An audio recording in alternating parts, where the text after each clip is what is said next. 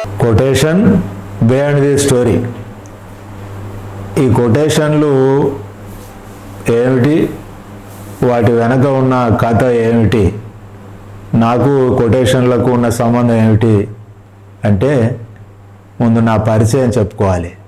నా పేరు తుమ్మేటి రఘుత్తమరెడ్డి. నేను కథా రచయితను. నేను రాసిన కథల పుస్తకాన్ని నా పేరుతోటే 25 కథలు, ఒక నవలతో నా పేరుతోటే తుమ్మేటి రఘుత్తమరెడ్డి కథలు పేరుతో 2005లో విరసం ఒక సంపుటంగా ప్రచురించింది. తర్వాత మిద్దె తోట పుస్తకము, ఇంటి పంట పుస్తకము, యాత్రా కథనాలు, గూఫీ పుస్తకము, ది డాగ్, ఆ తర్వాత కొటేషన్ల సంపుటాలు, ఇట్లా కొన్ని పుస్తకాలు ప్రచురించబడ్డాయి.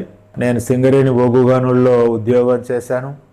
ఆ తర్వాత మధ్యలోనే రిటైర్మెంట్ తీసుకుని హైదరాబాదుకు వచ్చి, గోదావరి కడి నుంచి హైదరాబాదుకు వచ్చి నారపల్లిలో ఇల్లు కట్టుకొని స్థిరపడ్డాం. నేను కథా రచన మానివేసిన తర్వాత కొత్త తరం కోసం ఈ కొటేషన్ను ఒక ప్రక్రియగా చేపడితే బాగుంటుందని అనుకున్నాను. ఇది ప్రేక్షక తరం కనుక అట్లా అనుకున్నాను. కొటేషన్లు రాయటానికి కొటేషన్కి ఒక కథ ఉంది. నేను అసలు కొటేషన్ల వైపు రావడానికి ఒక కథ ఉంది. అంచేత కొటేషన్ అంటే మీలో చాలామందికి తెలుసు అని నేను అనుకుంటాను. కోట్ చేయబడ్డ సూక్తి అని అర్థం.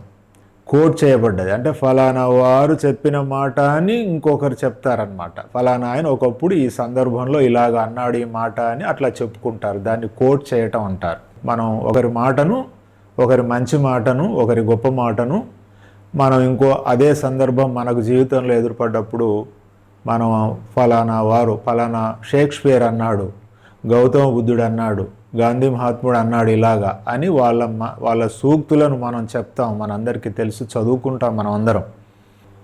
కథలు నవలలు కొంతమంది చదువుతారు, కానీ కొటేషన్లను చాలామంది చదువుతారు. దినపత్రికల్లో ఇస్తారు, వారపత్రికల్లో ఇస్తారు, ప్రత్యేకంగా సంకలనాలు కూడా వేస్తారు. అంచేత ఈ కొటేషన్లను నేను ఒక ప్రక్రియలాగా భావించి గత 14 ఏళ్ళుగా స్వతంత్రంగా కొటేషన్లను రాస్తూ వస్తున్నాను.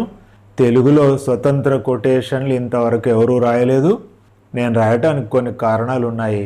అవి నేను మీకు తర్వాత ఎపిసోడ్లలో చెప్తాను. నమస్తే.